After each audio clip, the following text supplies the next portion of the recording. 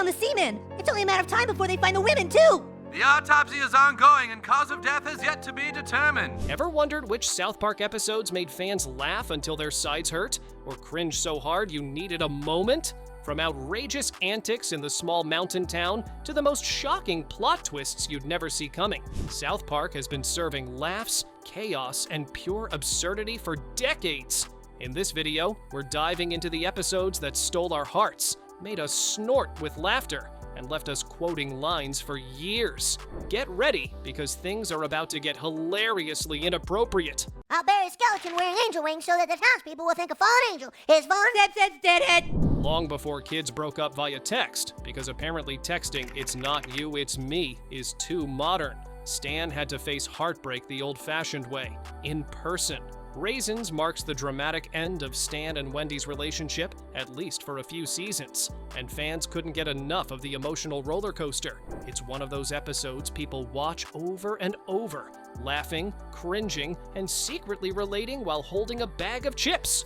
Meanwhile, Butters falls head over heels for a waitress at Raisins, basically Hooters if you swap wings for awkward innocence and a sprinkle of pure naivety. Watching Butters stumble through love like a cinnamon roll lost in a hurricane is comedy gold. Fans adore every painfully adorable moment, rewinding just to catch his little awe expressions again and again. Heartbroken Stan dives into the goth kid abyss, a twist born from a throwaway joke by Trey Parker. There's something hilariously absurd about watching Stan brood, mumble, and dramatically declare, "I am darkness," while sporting eyeliner that probably costs more than his allowance.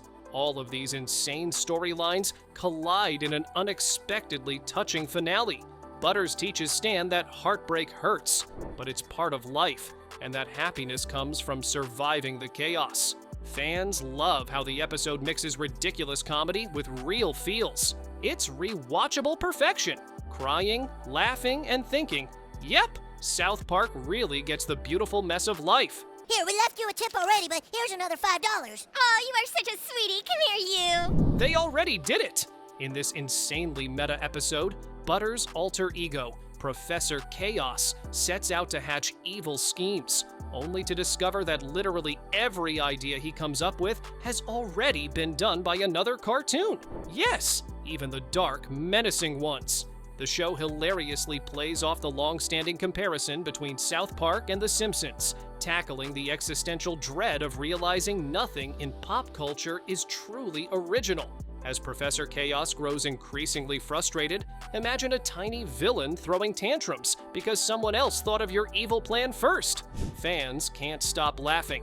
His over-the-top antics, combined with Butters' adorable naivety, make him one of the most endearing characters in the South Park universe.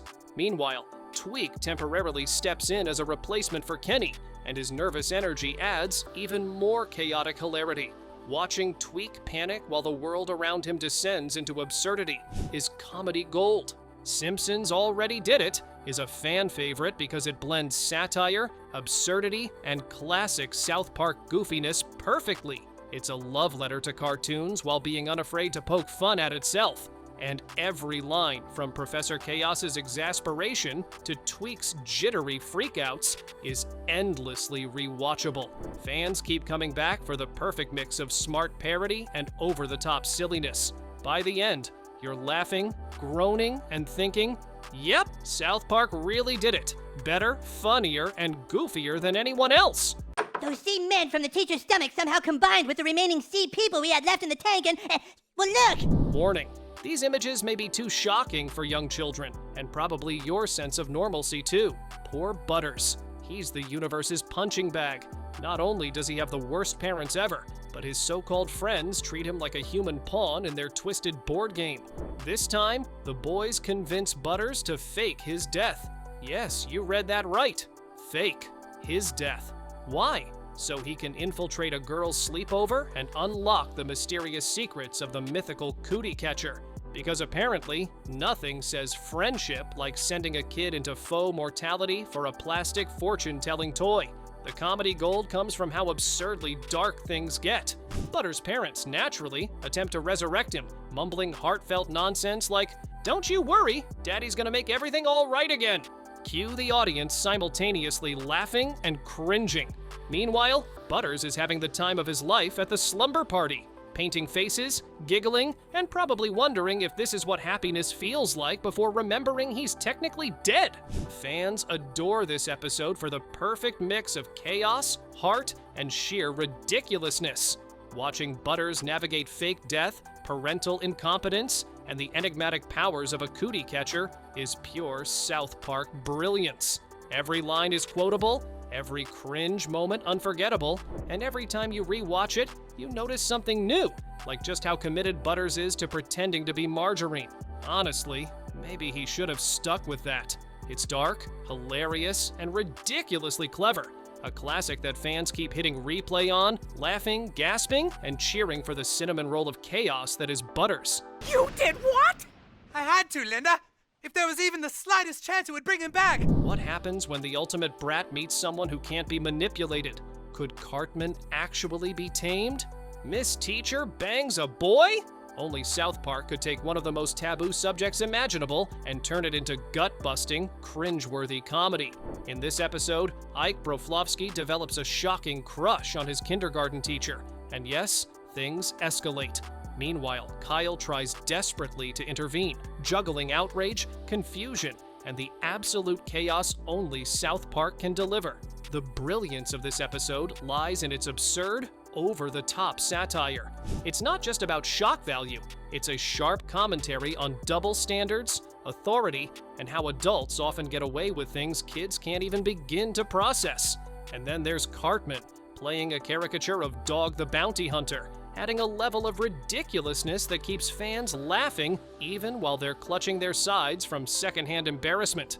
Fans absolutely adore this episode. It's one of those classics you can rewatch endlessly, laughing at Ike's innocent confusion, Kyle's frantic attempts to save his brother, and the sheer outrageousness of the teacher-student chaos.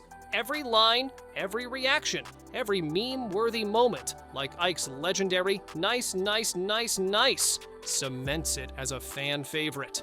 Miss Teacher bangs a boy proves that South Park can tackle the most uncomfortable topics while still being hilarious, absurd, and unforgettable. It's cringe, it's outrageous, and it's the kind of episode fans can't help but quote, laugh at, and rewind again and again. Truly, it's South Park at its chaotic, brilliant best. But when I drink, the alcohol makes me say and do things I wouldn't normally do. What do you want to do, huh? In Little League Baseball, parents are usually the real stars, while the kids just want to finish the season and get back to video games, snacks, and ignoring actual exercise.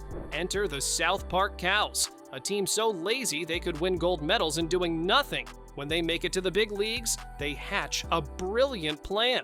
Lose on purpose. Sounds easy, right? Nope. Losing gracefully turns out to be way harder than it looks, and the kids stumble, fumble, and accidentally make every game even funnier. Meanwhile, Randy shines as a scene stealer, proving why fans love him so much. In the Dad Trash-Talking Olympics, he faces his ultimate rival, Bat Dad. Picture Randy drunk in his underwear, yelling like a man possessed, and suddenly you're laughing so hard you might snort your soda. Every ridiculous line and over-the-top meltdown is pure comedy gold, the kind fans rewind again and again. The Losing Edge isn't just funny, it's one of the most rewatched fan favorites. Between apathetic kids, over-the-top dads, and the chaos of trying and failing to lose a baseball game, it has everything South Park fans adore. It's absurd, silly, and unforgettable. A classic that keeps people laughing years after first watching. Seriously, if this episode were a snack, it'd be a bucket of nachos drenched in chaos, cheese, and Randy energy. It's my dad. He thinks basketball is for sissies. If I don't do what he wants, he beats me. After being teased in 2 previous episodes, Kyle finally caves and watches Mel Gibson's The Passion of the Christ. What follows? Absolute horror and a full-on existential crisis. Kyle starts questioning his religion, wondering if Cartman, yes, that Cartman, might have a point for once. Meanwhile, Stan and Kenny try to help him see that Mel Gibson probably isn't some wise sage, despite what Hollywood hype suggests. Honestly, if anything, he probably belongs in a Cocoa Puffs commercial yelling, "I'm crazy for chocolate." This episode is classic South Park, irreverent, absurd, and hilariously uncomfortable. It predated many of Gibson's later controversial moments, making South Park one of the first shows to call out the weirdness before anyone else dared. The way Kyle freaks out while Stan and Kenny navigate the chaos is comedy gold. Fans love rewatching every awkward, over-the-top reaction, from Kyle's panic to Cartman's smug, told-you-so expressions. The Passion of the Jew didn't just push boundaries. It became one of the most beloved, fan-favorite episodes. Jewish outlets even praised it upon release for its clever satire, showing South Park could be outrageous and thoughtful. Between Kyle's meltdown, Cartman's mischief, and the absurd commentary on religion and Hollywood, this episode is endlessly rewatchable. Fans keep coming back for the perfect blend of chaos, cleverness, and sheer ridiculousness that only South Park can deliver. So you want to join the fan club now. Our first meeting is tomorrow at 5:30 p.m. No, we want our money back. By the way, subscribe now, or Caesar Milan will train you next. Sit, stay, click the button. From Judaism to Christianity, no religion is safe from South Park. And this time, the show set its sights on Christian hard rock. But don't worry, it's not really the faith under fire. It's the musicians and their ultimate first world problem, being slightly less extravagantly wealthy because people are illegally downloading their songs. Enter Lars Ulrich from Metallica, chilling by his pool, frowning at the cruel injustice of not having a gold-plated Shark Tank bar installed yet. The horror. Thanks to piracy, Lars must wait months before affording the aquatic luxury of his dreams. South Park hilariously captures the absurdity of musician outrage while slyly poking fun at its own rise as one of the first shows downloaded online for free. As more musicians show up to protest, the boys, Tom included, realize the moral isn't stop downloading music, but rather focus less on every penny and more on every fan you gain. Meanwhile, fans can't get enough of the over-the-top antics, ridiculous protests, and the show's ridiculously catchy tunes, like the unforgettable Body of Christ. Christian hard rock is a fan favorite because it combines the absurd, the hilarious, and the slightly chaotic truth about fame and fandom. Watching wealthy rockers throw tantrums over lost gold-plated Shark Tank bars, while the kids just shrug and roll their eyes, is comedy gold. Fans keep rewinding every over-the-top meltdown, ridiculous musical number, and perfectly timed joke, making it one of South Park's most rewatched, unforgettable episodes. It's goofy, wild, and totally South Park, exactly why fans adore it. We don't have a bass guitar. Your family's black token. There's bound to be a bass guitar in your basement somewhere. Why are you so angry? Because you took my Xbox. Only South Park could turn a spoiled, manipulative kid into the ultimate reality TV parody. In this season 10 classic, Leanne finally admits defeat and calls in the big guns. None other than the dog whisperer himself, Caesar Millen. When traditional nanny solutions fail, Caesar steps in to tackle Cartman's out-of-control, bratty tendencies by treating him like a misbehaving dog. Watching Cartman, the king of manipulation and chaos, suddenly powerless is comedy gold. The tough love, calm, and assertive approach of Caesar pushes Cartman into submission like we've never seen before. Fans can't get enough of seeing the big, bad Cartman whimper, pout, and try and fail to outsmart a dog trainer. It's absurd, ridiculous, and utterly hilarious. Beyond the laughs, the episode brilliantly parodies reality TV shows and behavioral therapy, shining a new light on Cartman's chaotic personality. The mix of satire, ridiculousness, and surprisingly insightful commentary keeps fans rewinding it again and again. Every pun, pout, and over-the-top tantrum is a moment worth bookmarking in South Park history. Cartman Gets Help is a fan favorite because it perfectly balances chaos, goofiness, and sharp satire. Between a bratty kid, a reality show parody, and Caesar Millen asserting dominance over the unmanageable, it's endlessly rewatchable. Fans love every second of the episode, from Cartman's epic meltdowns to the absurd yet hilarious lessons in discipline. Truly, South Park at its finest, funniest, and most chaotic. Actual boys' penis sizes? Gross! Yeah, you see? My wiener isn't 1.2 inches, it's 1.4. By 2010, the modern superhero craze was everywhere, and South Park wasn't about to be left out. Enter the trilogy, a wild, epic, and ridiculously over-the-top take on heroes, villains, and everything in between. But these episodes aren't just about capes and masks. They reference everything from My Neighbor Totoro to H.P. Lovecraft to Chuck Jones. Basically, if it exists in pop culture, South Park is going to make fun of it. Comedy and suspense build with each episode as the kids try to figure out who's behind every mask.